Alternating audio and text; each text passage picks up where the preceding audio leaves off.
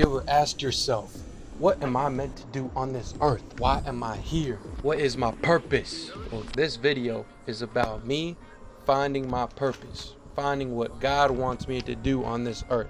And I'm just here to show you what I've been doing for the past couple months and my plans for the future.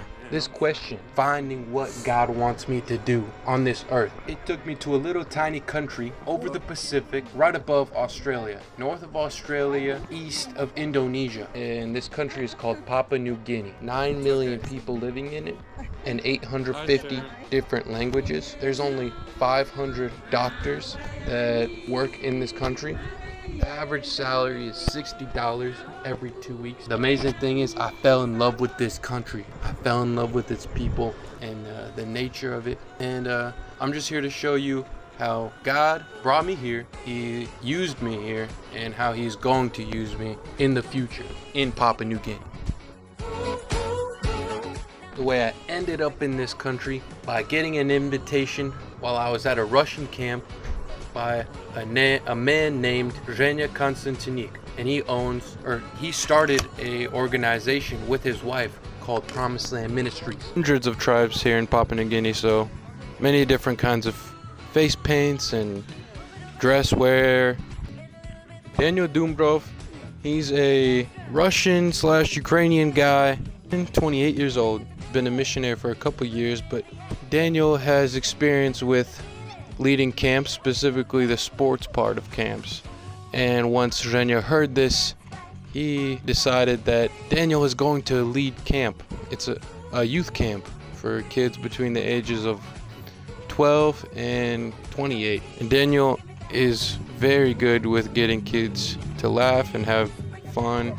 He knows all kinds of games. He knows how to get their attention. So Daniel was a phenomenal leader. These little bags that they're giving us, they're called billooms. Everybody has a billoom. Probably one of the most important things. Having a dance party for all the foreigners is a tradition.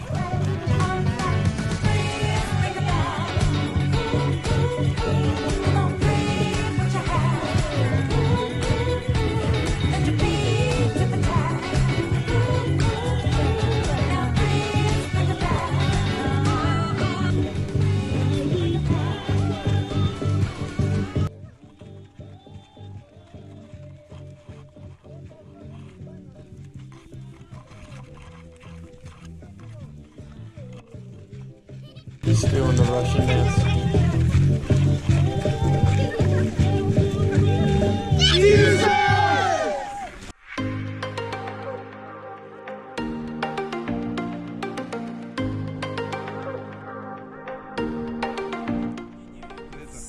Да. How many now we have? People.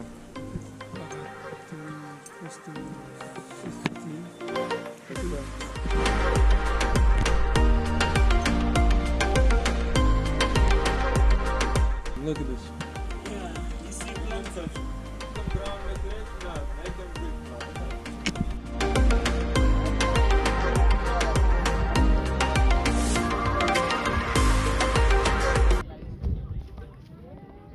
The main sport that people play in Papua New Guinea is rugby and soccer, but here in the mountains, everybody plays rugby. I actually played rugby in my high school for 2 years with my brother Joe. So later on in this trip, me and my friends, Richard and Augustine and everybody else, go in a huge community event. And sometimes I played well, sometimes I got destroyed. I mean, these guys are actually, even though they're short, they're very tough.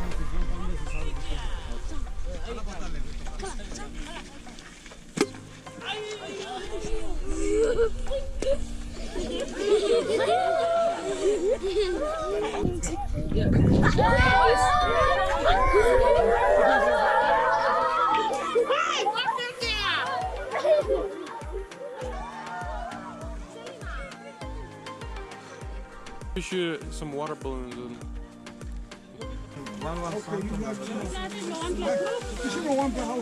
one of the nights that we were there, we went to the village and we just gave out food, rice, crackers, tea to just about everybody who lived in the village. This was just one of the houses. On the property, there's a couple of different kinds of birds. Most interesting was the hawk also.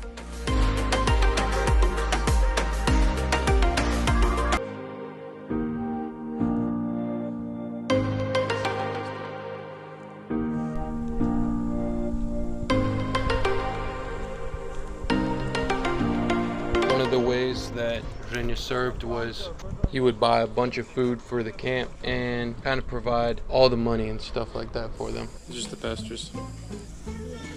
Right here. What? A Bible? Did he say Bible? Yeah. He said Bible. He guessed something. You have to guess something else. Maybe shake it harder. Harder. Shake it strong. Huh? You still think it's a Bible? Why not? A big book. Okay. Can you see the pages in here? How many pages is the book? You can look at page or not? How many pages does the book have? What's the page?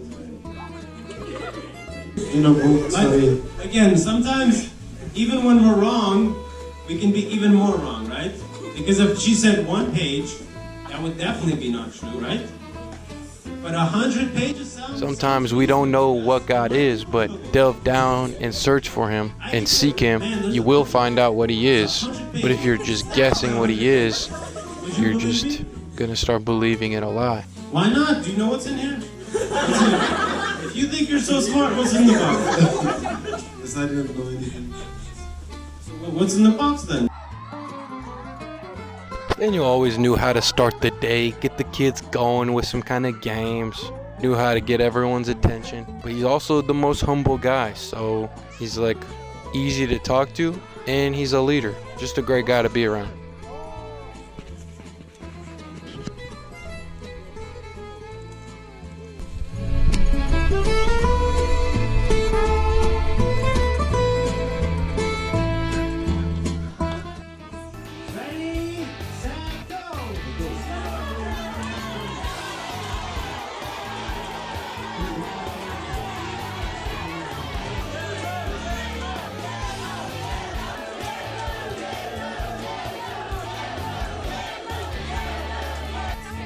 Required you to go to church, but you could also just skip going to church and go work and get money and then buy some toys or buy some balls or something like that.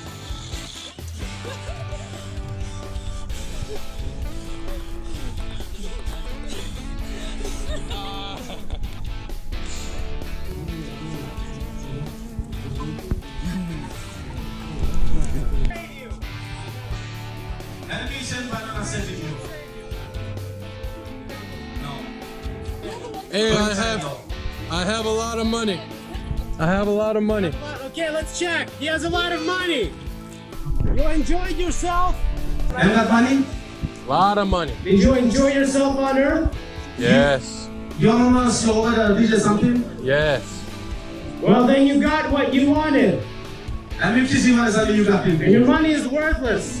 Money means nothing.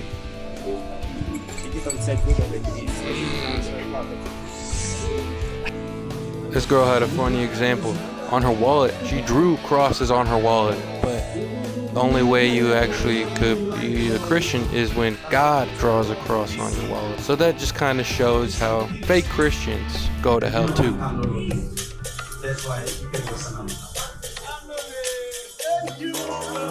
And here we have heaven. It's fun, exciting. We got pineapples, soda, candy, mints, and people are just excited. They're living over here. Oh, and energy drinks, and bananas too, and oranges. Just having a great time.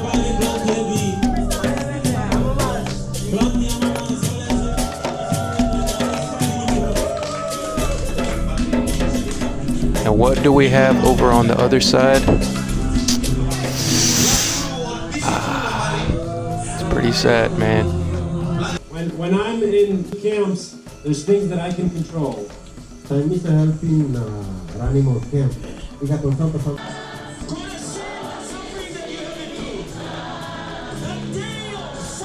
Zhenya is, I think he's 37. He's been a missionary for around 12 years, and he is from Ukraine. He started off as a gangster, got in a lot of fights, drank, did drugs, and then God saved him, and he stopped doing all that stuff. He started preaching to other people and moved to Papua New Guinea as a missionary with his wife, Ira.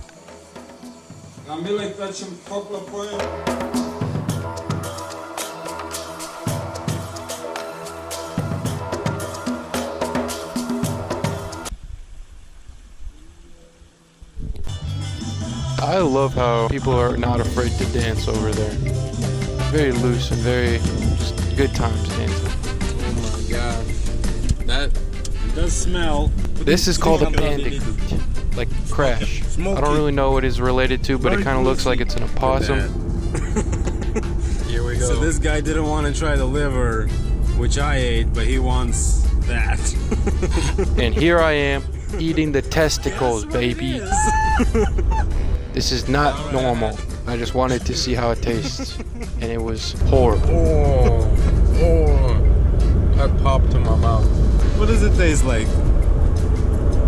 So, it tasted kind of like urine. It was like a weird cream. It was like a creamy taste. Okay.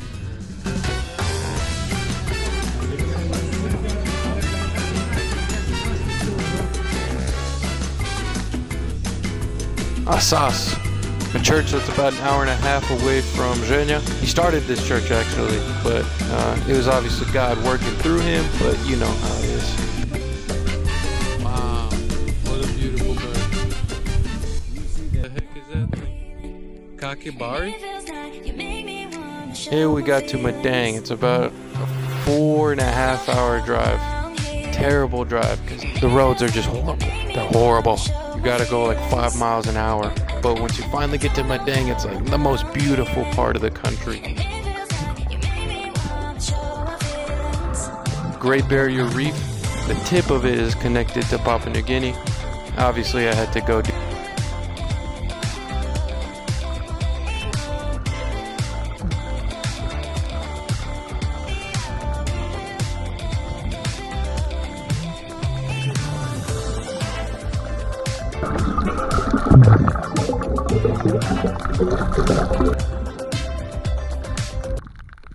Interesting thing is, Nemo actually is the only kind of fish that doesn't swim away when you come towards it. It just kind of swims in your face, kind of attacks you.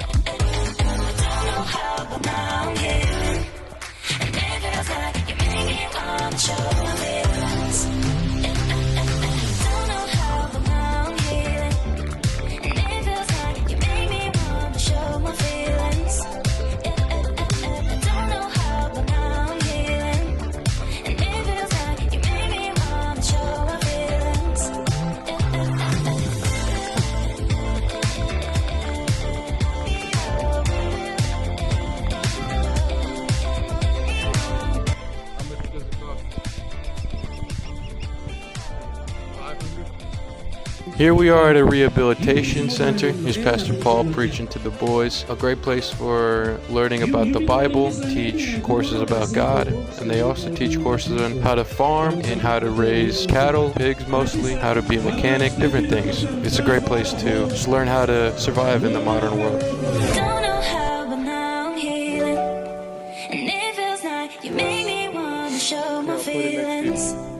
I love basketball, and Zhenya had an extra hoop laying around, so we set it up with my boy, Richard. Richard himself is a baller.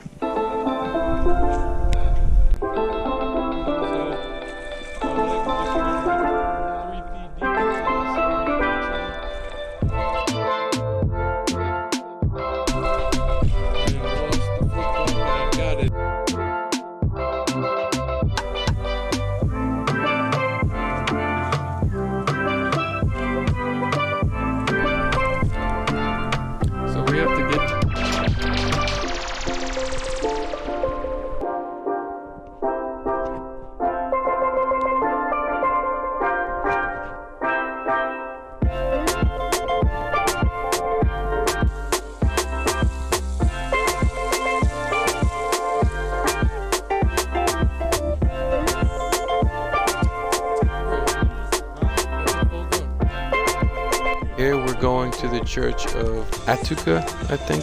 It's about a 2-hour walk, uphill mostly.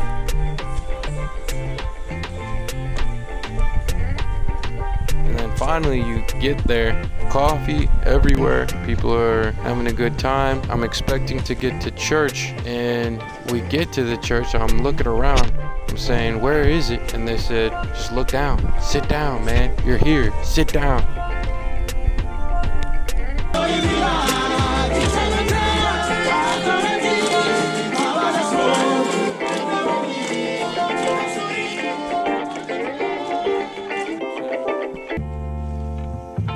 When you're driving around, the car is almost always going to be filled because nobody wants to walk for 3 hours to get to the market.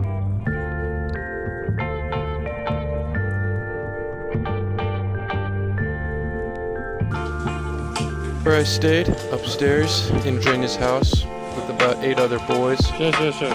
They're Jenya's kids, kind of, and we all just lived in there.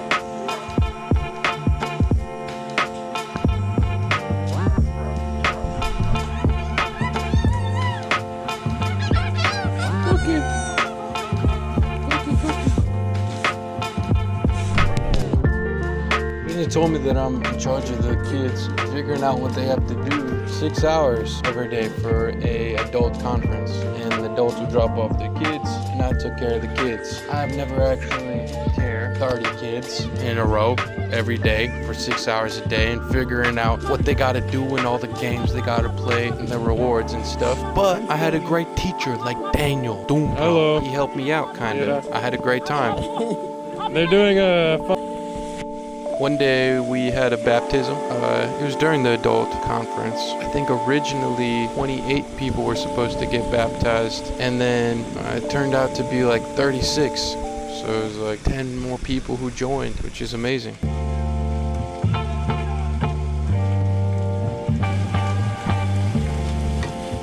After the adult conference, we have mumu. Mumu is a special dish where they cook the pork, the potatoes, yams, all the greens underground with hot stones.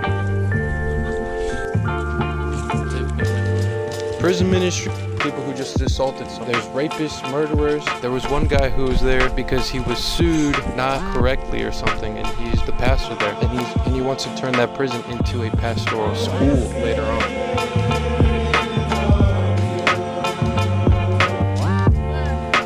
Mama Lancy, she is the woman who owns a fish farm. She's a very great woman. It was sad to see her needing to walk through a creek all the time because it's hard. She's like 58 years old. That's not fun. 58-year-old to do.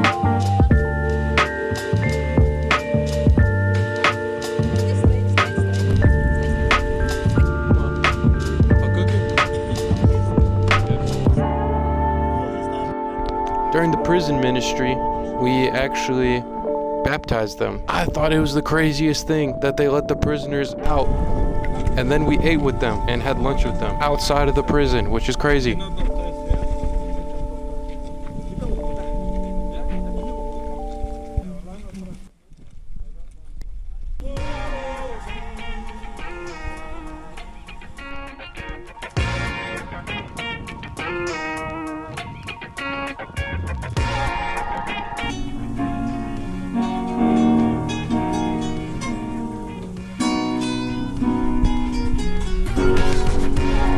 One of the ways that people fish is you just kind of like pull the fish into your bosom. And here we have Steven, big boss, and he just kind of carries the fish around in his mouth. I guess nobody uses pockets around here.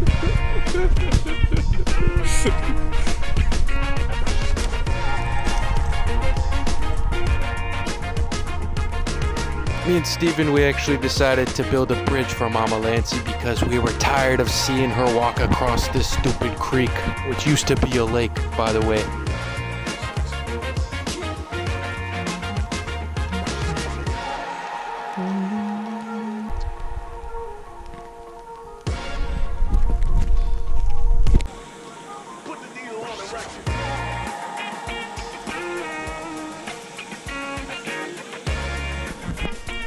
This is on our way to Obura, and this was like very long drive. It's like a 2-hour drive and then a 20-minute walk to get to the church. Terrible roads, like always, but then during the